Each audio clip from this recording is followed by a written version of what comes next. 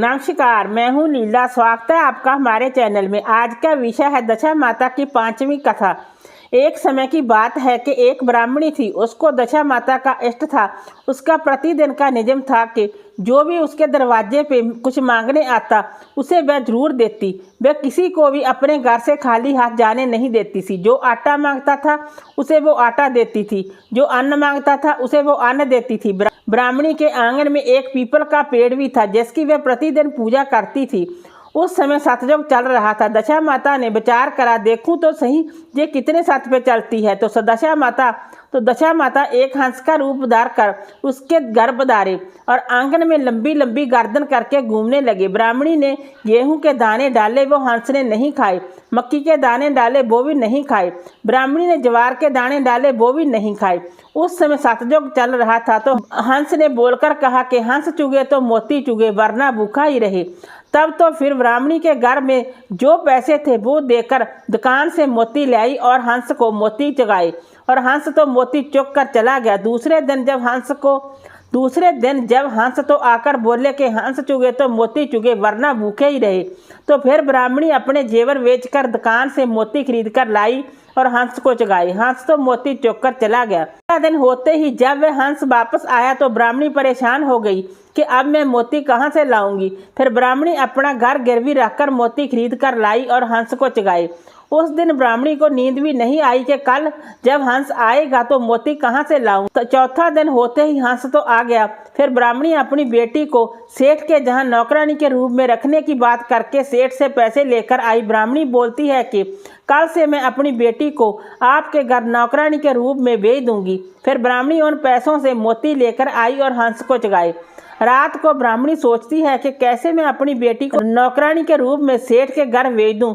लोग क्या सोचेंगे कि हमने अपनी बेटी को नौकरानी बना दिया। तो ब्राह्मणी बोलती है कि अपन सवेरा होने से पहले ही जहाँ से चले जाते हैं, अपनी बेटी को नौकरानी नहीं बना सकते। वो लोग अंधेरे में ही निकलने लगे। अब उस समय पीपल परमेश्वर तो झरने लगे, तो नीचे गिरे हुए सारे पत्ते बेशकीमती मोती बन गए।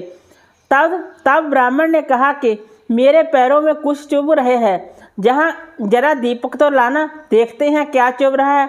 फिर तो वो क्या देखते हैं कि आंगन में तो मोती ही मोती बिखरे पड़े हैं। ब्राह्मणी ने सारे मोती अवेर कर अपने पास रख लिए और बोली कि बस सुबह होते ही थोड़े मोती देकर सेठ जी के पैसा चुका दूंगी। बस वो सेठ जी को बोलती है कि आपका ब्याज समेत सब उधार चुका दिया है। दशा माता जी की कृपा से ब्राह्मणी का सब दरिद्र दूर हो गया और उसके सब आनंद हो गया। सेठ की लड़की ने उन बेशवर कीमती मोतियों की माला बनवाकर पहन ली। सेठ की लड़की के राजा की लड़की से दोस्ती हुई। राजकुमारी ने बोला कि ऐसी बेशवर कीमती और सुंदर मोती तेरे पास कैसे आए। सेठ की लड़की बोलती है कि मुझे नहीं पता, ये तो मेरे पिताजी लाए हैं। राजा ने सेठ जी को अपने राजमहल में बुलाया और राजा ने उससे पूछा कि तुम ऐसे मोती कहाँ से लाए। वह बोली कि मेरे पास एक ब्राह्मणी आई थी। 3 दिन तक तो वह उधार पे मेरे से मोती ले गई और चौथे दिन वापस मुझे ऐसे बेशुमार कीमती मोती दे गई। तब उस ब्राह्मणी को बुलाया गया और उससे पूछा कि ऐसे मोती कहाँ से लाई हूँ। ब्राह्मणी ने हंस वाली सारी बात बताई और बोली कि मेरे ऊपर तो पीपल परमेश्वर की कृपा हुई है। राजा अपने सैनिकों को बोलता है कि इसके घर से पीपल का पेड़ लेकर आओ।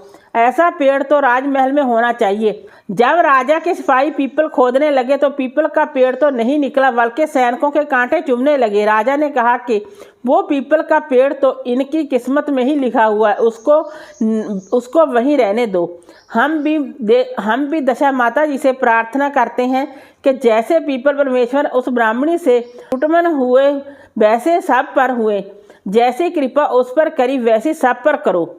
वीडियो अच्छा लगा हो तो लाइक कीजिए, शेयर कीजिए, सब्सक्राइब कीजिए। Thanks for watching this video.